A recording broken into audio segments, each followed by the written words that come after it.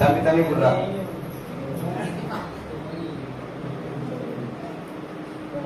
Petrol வாசனை தப்புற வரல.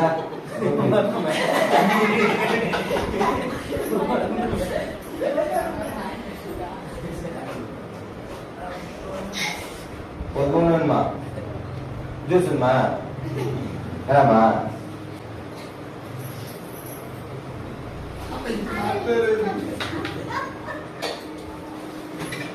நான் பலூன் அந்த பாப்பாட்ட கொடுத்தனா வாங்கிட்டேன். ஓகே, இந்த பலூன் நான் 10,000 கொடுத்துறேன். எனக்கு வாங்கறதுக்கு அதிகாரம் வந்து கொடுக்கறதுக்கு அதிகாரம் இல்லையா? நான் இந்த பலூன் என்னுடையது. இந்த தண்ணி எனக்காக நான் வச்சிருந்தேன். ஓகேவா? அந்த தண்ணி நீ குடிச்சிட்டு இப்ப தண்ணி எனக்கு வேணும், குடிங்க. குடுறா.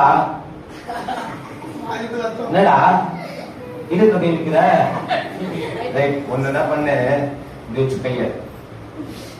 ஓகே, ஆத்தர வாய் உள்ள விட்டு எடுத்து.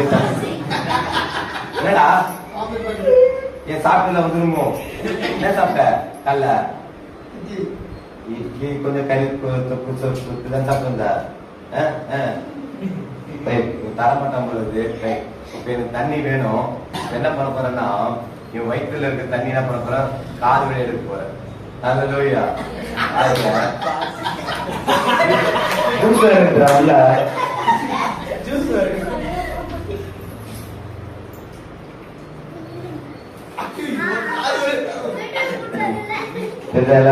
பாத்து வைப்பிய இந்த காது வழியா. காது அழுக்க தெரியா? தெரியவே இல்லையா? காது அழுக்க தெரியலையா? அதெல்லாம் எங்க அப்பா அப்படி ஒண்ணு இருக்குதாண்டியா போறான் அவன்.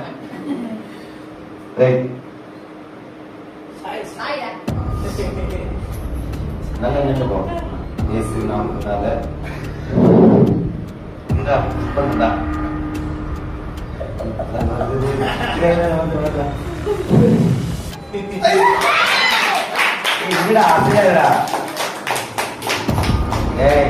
சரியா அழுக்கு வந்து நீ கிஃப்ட் வருது.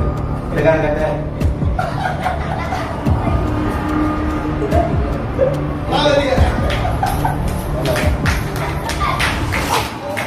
கார் வீட்டு அழுக்கு சொல்ற அழுக்கு ரொம்ப அடிச்சுங்களா?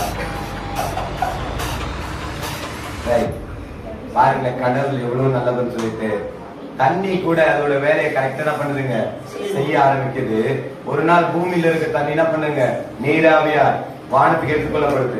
வானத்துல இருந்து ஒரு நாள் என்ன பண்ணுதுங்க, பூமிக்கு மழையாய் வருது. திருப்பி என்ன பண்ணுதுங்க, பூமி வானத்துல இருந்து என்ன பண்ண நீராவி எடுத்துக்கொள்ளப்படுது.